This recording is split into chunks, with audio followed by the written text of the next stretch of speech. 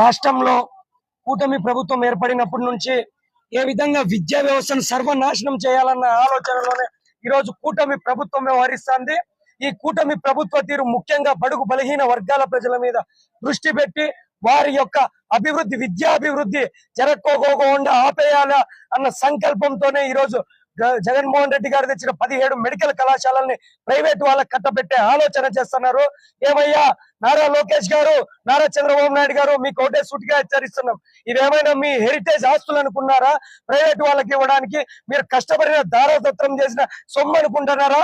మీరు ప్రైవేట్ వాళ్ళకి ఇవ్వడానికి ఈ రోజు ప్రజల యొక్క డబ్బులతో, కేంద్రం యొక్క సహకారంతో జగన్మోహన్ రెడ్డి గారు 17 మెడికల్ కళాశాలలు తెచ్చి 5 మెడికల్ కళాశాలలు స్టార్ట్ చేస్తే ఈ రోజు వాటిని కానీ వద్దు ప్రైవేటీకరణ చేస్తానంటే మీ కేంద్ర ప్రభుత్వం ఇప్పుడు కూడా కూటమి ప్రభుత్వంలో ఉన్నటువంటి కేంద్ర ప్రభుత్వం మొట్టికాయలేసి పాడేరు మెడికల్ కాలేజీని పీపీపీకి వ్యతిరేకంగా ముందుకి కానివ్వకుండా స్టాప్ చేసిన ఘనత ఇదే మీ కూటమి ప్రభుత్వంలో ఉన్న కేంద్ర ప్రభుత్వాన్ని.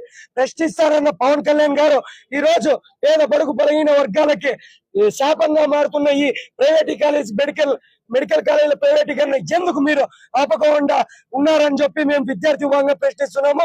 ఈ రోజు అనంతపురంలో వేలాది మంది విద్యార్థులతో విద్యార్థి విభాగం ఆధ్వర్యంలో అనంతన్నకు చేస్తున్నటువంటి ర్యాలీకి మద్దతుగా ఈ రోజు ప్రైవేటీకరణకు ఆపడానికి మద్దతుగా ఈ రోజు వేలాది మంది విద్యార్థులు వచ్చి సంఘీభావం తెలిపారు.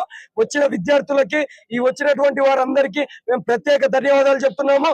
అలాగే లాస్ట్ గా ఒకటే మాట చెప్తున్నా, యూటర్న్ బాబు ప్రత్యేక హోదా మీద ఏ విధంగా యూటర్న్ తీసుకున్నారో అదే విధంగా ఈ పీపీపీ విధానం మీద కానీ యూటర్న్ తీసుకొని ప్రజల యొక్క మన్ననలు పొందాలి, కానీ ప్రజల నుండి శాపం పొందకూడదు అని చెప్పి మేము చంద్రబాబు నాయుడు గారికి హితవు తెలియజేస్తున్నాం.